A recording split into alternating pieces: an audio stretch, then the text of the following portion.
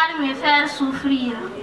Je me remémore encore de cet échange magnifique, par nos regards figés, remplis d'amour et de sérénité. Avec lui, je me sentais heureuse. Avec lui, je me sentais en sécurité. Je tenais à lui plus qu'il ne le croyait. Oui, j'étais prête à tout pour lui. Il me disait qu'il m'aimait vraiment. Je rêvais de passer une vie heureuse avec lui. Oui, vivre avec lui, partager mes émotions et ma joie de vivre. J'étais tellement sur les nuages que ma chute a été brutale, quand l'illusion a laissé place à la réalité. Il ne m'avait jamais aimé. Il est parti aussi vite qu'il a vu une autre. Il ne m'avait jamais aimé. Il est parti aussi vite qu'une autre l'a plu. Maintenant, je me pose des questions. Mais où est parti tout cet amour qu'il avait pour moi? Pourquoi ce rêve n'est pas devenu une réalité? Au fait, l'amour m'a fait suivre un chemin que je croyais sûr. Un chemin rempli de mélancolie.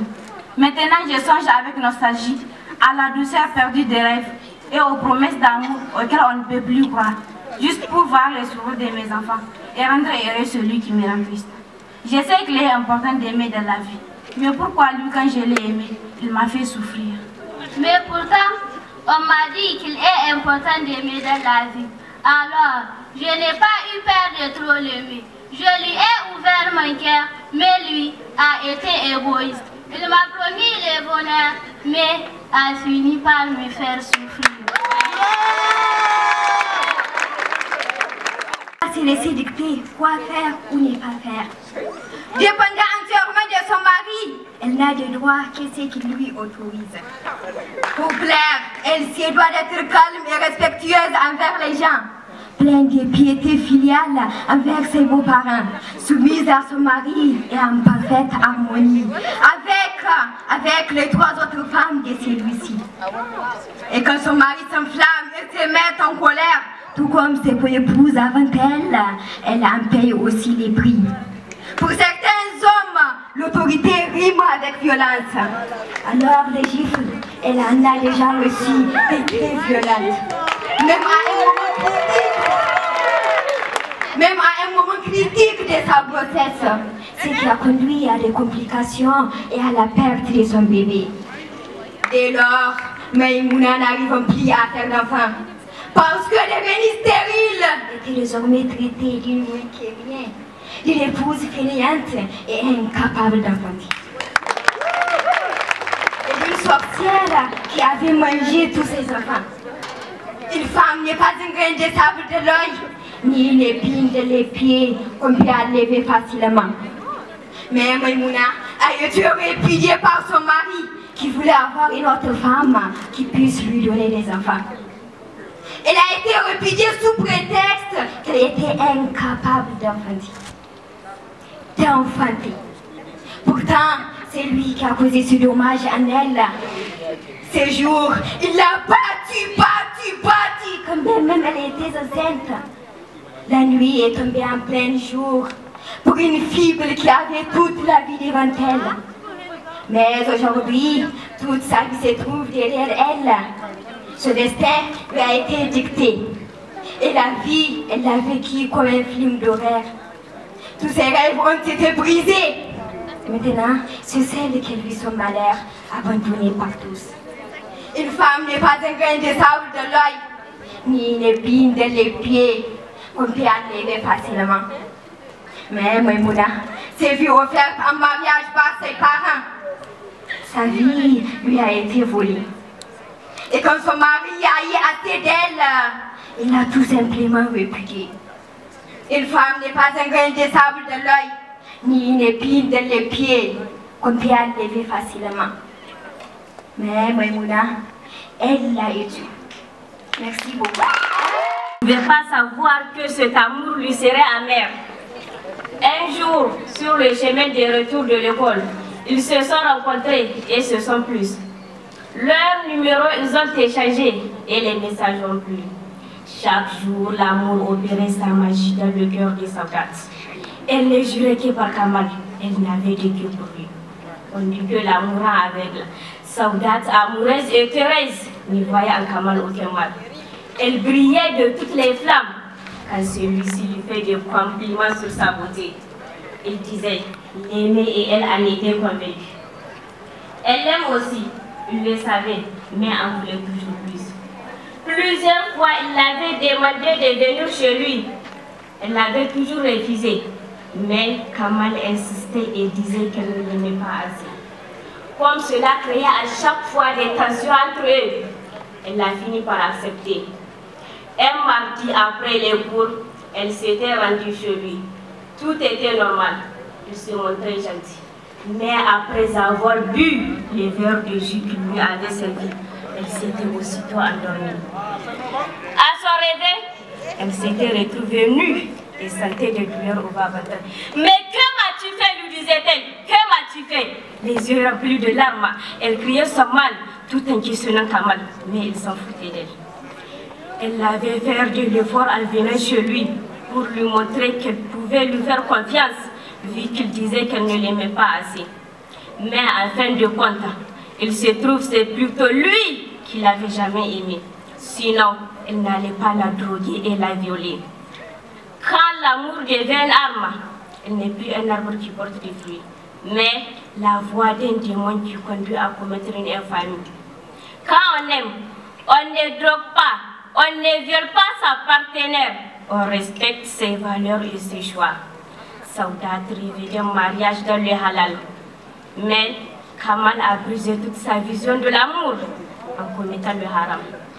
Quand l'amour devient une arme, il n'est plus un arbre qui porte des fruits.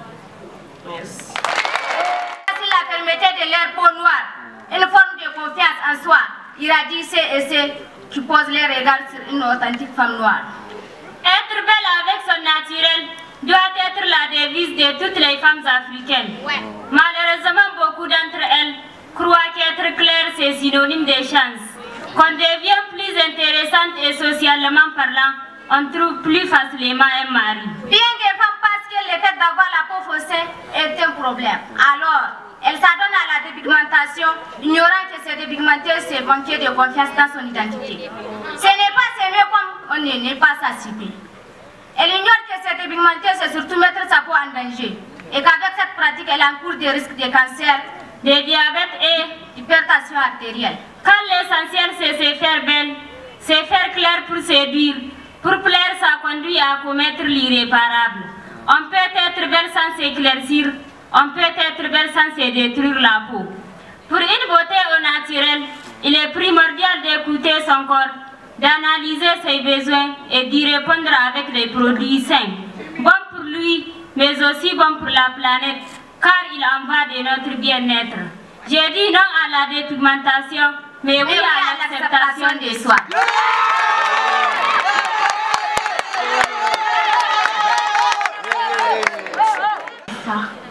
Ma tante, bien que mère, n'a jamais eu de tendresse à mon égard. Ses mots ne sont faits que de haine. C'est toujours avec colère qu'elle me pointe du regard.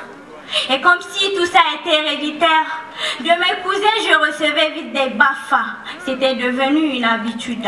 Ils me traitaient de bâtard, d'enfants sans vie et sans avenir, d'enfants sales, sans toit, privés d'éducation.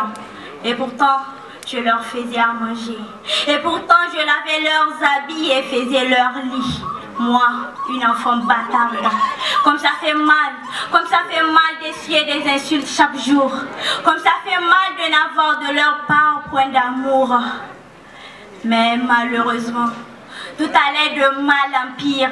Car au-delà de la maltraitance physique que je subissais de ma tante et ses fils, ce qui m'horrifiait le plus, c'était les attouchements de mon oncle. Il devenait au fil des jours insistant. Je le sens constamment me dévisager quand je suis en plein travaux ménagers. Je craignais que l'inévitable se produise. Mais à côté de l'église, le diable avait déjà bâti sa chapelle. Wow. En cette nuit glaciale, où sa femme et ses enfants s'étaient rendus au village, il fit irruption dans ma chambre. N'arrivant pas à dormir, je sentis aussitôt sa présence.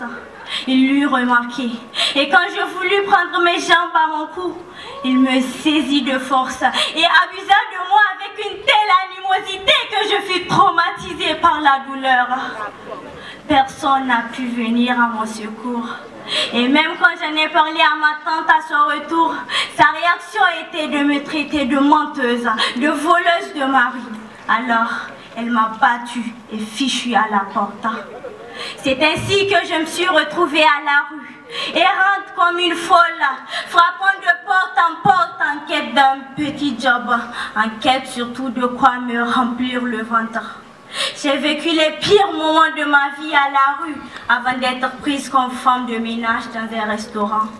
Ma patronne m'hébergea et me considérait comme sa propre fille. Le temps passa. Avec l'aide de ma nouvelle maman, j'ouvris mon propre restaurant. À présent, j'étais femme indépendante. À présent, ma tante veut que je retourne à la maison. Mon oncle souhaite que je leur sois reconnaissante. Et aujourd'hui que je peux me payer de quoi me manger et me vêtir. Et aujourd'hui, mes cousins m'appellent leur sœur. Aujourd'hui, ils veulent me faire savoir qu'ils ont oublié l'enfant bâtard que je suis. L'enfant sans vie et sans avenir a grandi. Elle travaille maintenant. Elle peut nous donner de l'argent. Mais pourquoi ne le fait-elle pas? Quelle ingrate. Nous l'avions nourrie à un moment de sa vie, sinon elle serait morte affamée. Quelle ingrate celle-là, quelle ingrate.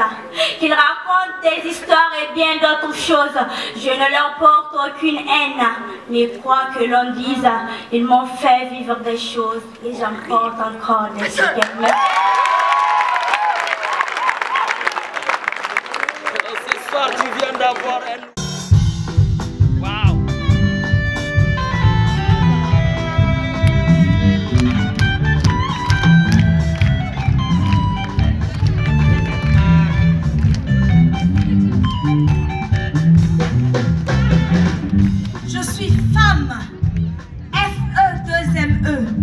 Je suis la force, cette force de caractère qui me permet de tout supporter, de tout surmonter.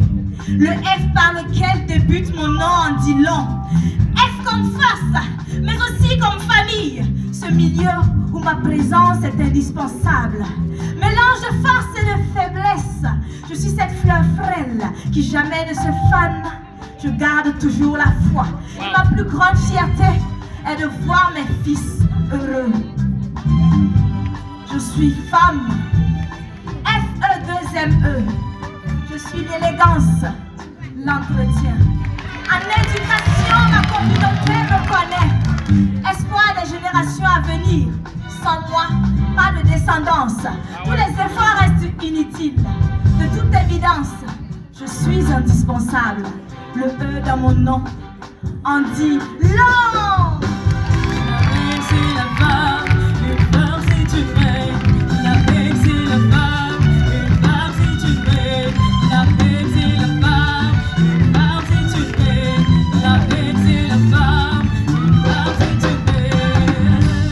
Je suis femme, avec deux M au milieu. Le M de mère, de maternité, mais aussi le M dans amour. Car la femme que je suis, rien. Atibaria Oshila, les M dans mon nom en disent long. Je suis femme, F-E-2-M-E. La voyelle à la fin de mon nom résume tout. E comme essentiel. Je suis l'essentiel. Un enfant orphelin de père mais qui a une bonne mère, à l'essentiel. Un homme très très pauvre mais qui a une bonne femme, à l'essentiel.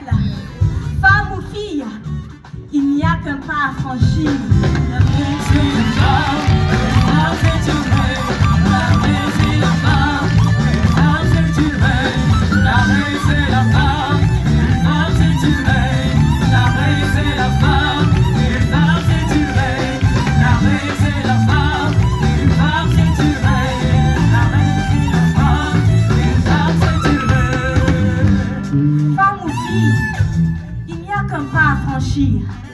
Les deux ailes de filles deviendront très vite les deux M de femmes. Car même dans l'alphabet, après L, c'est M. Oui. Le I dans fille n'est qu'un E immature. Quand il sera bien mûr, il constituera la deuxième lettre du mot femme. Femme ou fille, illettrée ou instruite, je lève la voix. Pas pour me plaindre ni pour quémander. Pas pour me comparer à l'homme, ni prendre la place de quiconque. Non, je lève la voix pour dire, je suis là. Et vous ne ferez pas sans moi. La paix c'est la femme, les femmes c'est du rêve. La paix c'est la femme, les femmes c'est du rêve. La paix c'est la femme, les femmes c'est du rêve. La paix c'est la femme, les femmes c'est du rêve. Je suis là pour la construction d'un monde meilleur. Je suis là, j'apporte ma pierre. Je suis là et vous ne ferez pas sans moi. Alors s'il y a des femmes présentes parmi nous, nous allons répéter ensemble. Je suis là. Ensemble. Je suis là pour un monde meilleur. Pour la construction dans la justice. Pour un monde d'égalité et d'équité. Nous sommes femmes. F-E-2-M-E-S. Nous sommes là. Et ils ne feront pas sans nous. Ils ne feront pas sans nous. Applaudissez pour vous-même. C'est la femme, les femmes c'est du rêve. La paix c'est la femme, les femmes c'est du rêve.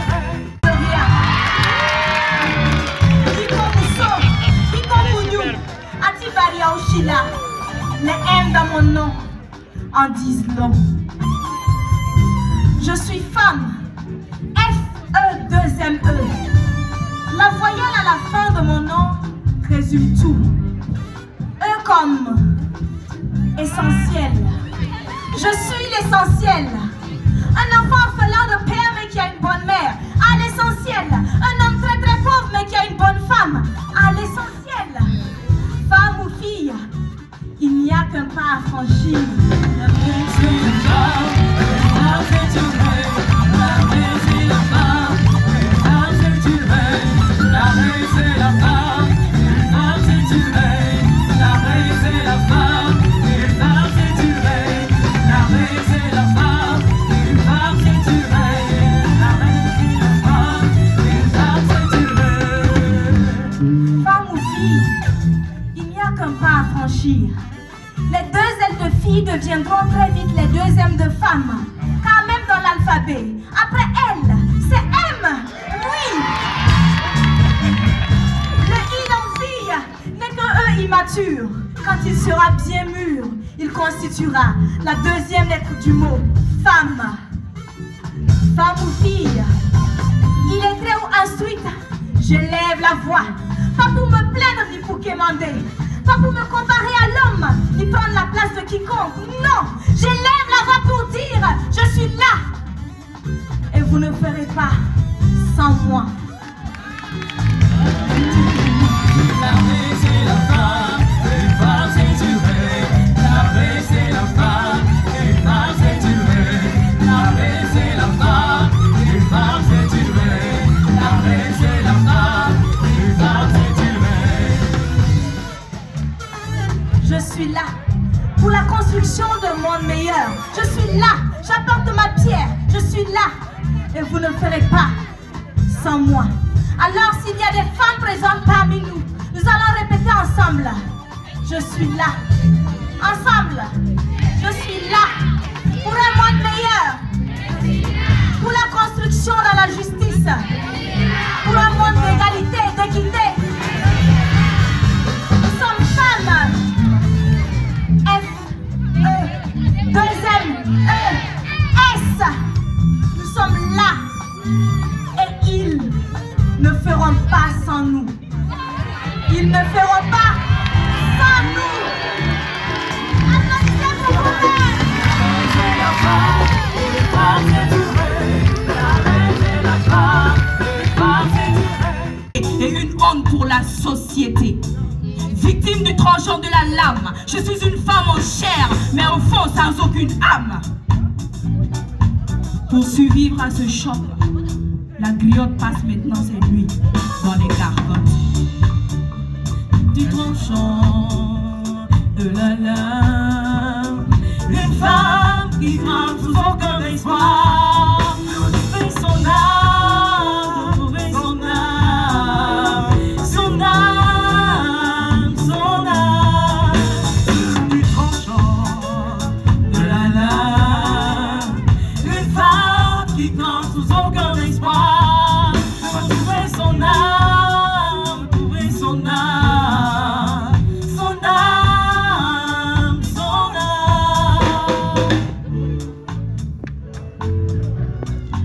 On est à la fin du deuxième texte. Maintenant, on va provoquer les gens, s'il vous plaît. On va provoquer les garçons.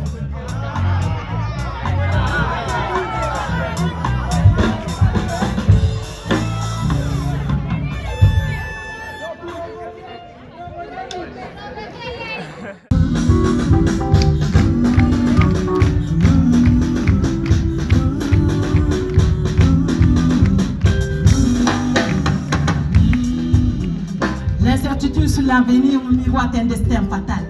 Alors, pour éviter ce désastre, sachant que l'indépendance économique de la femme s'avère être la clé de notre libération, ce qu'il faut, c'est un ordre social plus humain, où la femme pourra prendre son destin en main.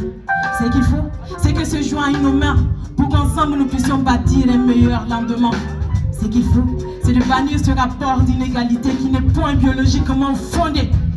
Car nous méritons mieux, nous aspirons à une nouvelle façon d'être, car nous méritons mieux. Alors, aidez-nous à rendre cela manifeste.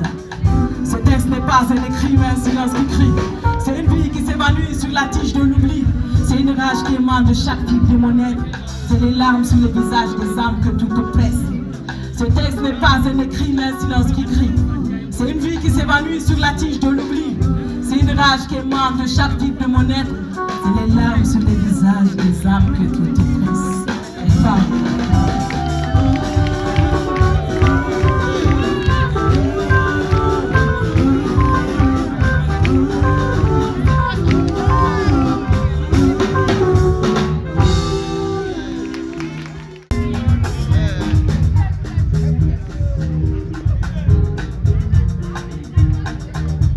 J'ai envie de danser, envie de crier, envie de sauter, moi j'ai envie de me réveiller. Envie de crier contre le monde, soulever de la terreur, mettre à feu à sang ces préjugés, ces clichés qui tournent autour de mon genre. J'ai envie de partir en mutinerie, lancer des balles de vérité pour transpercer ces vagues de mensonges. Moi j'ai envie de...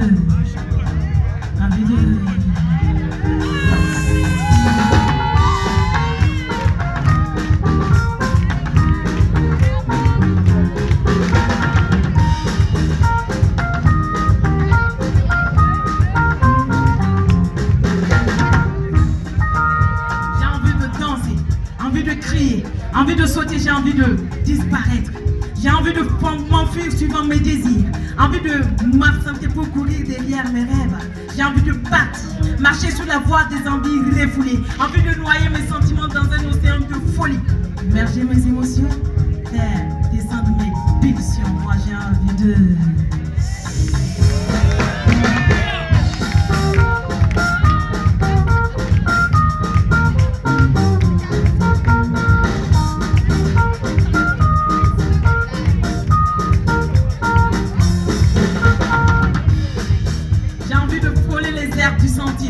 Envie de m'emporter dans un périple lointain.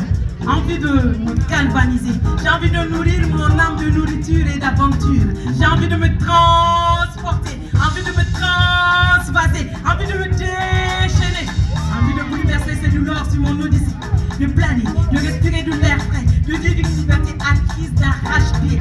De pivoter dans les croisières et assumer mon vagabondage. Moi j'ai envie de danser. Envie de crier, envie de sauter, moi j'ai envie de... Moi j'ai envie de...